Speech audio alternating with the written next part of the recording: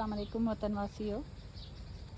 ही रब पाक जे कुदरत जो हिकिड़ो नमूनो आहे ऐं वैसे त असां हिनखे हिकिड़ो मेवो सॾे सघूं था ऐं सिंधीअ में असां हिनखे गेदुड़ो चवंदा आहियूं।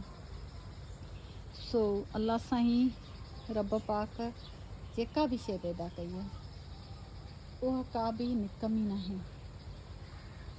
सो हींअर हिन वक़्तु हिननि जो मौसमु आहे ऐं ही उहो मेवो आहे जंहिंजी का ख़ासि अहमियत कोन हूंदी आहे ऐं कोई बि हिनखे शौक़ सां कोन खाईंदो आहे।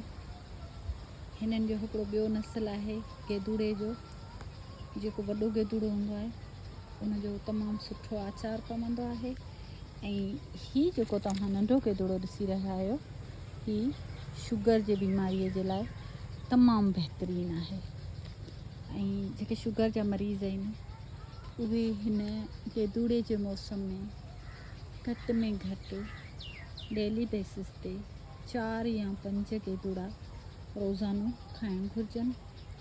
उन सां जेको शुगर में जेको इंसान जो लबलबो कमु करणु छॾे वेंदो आहे त हीउ जेको आहे उन लबलबे खे ठाहिण में तमामु घणी मदद कंदो आहे।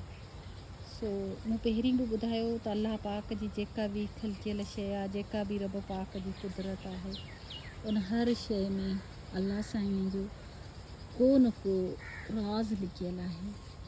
सो हिननि गेदुड़नि में ईअं सम्झो त कि शुगर जे बीमारनि जे लाइ, मरीज़नि जे लाइ शफ़ा रखियल आहे।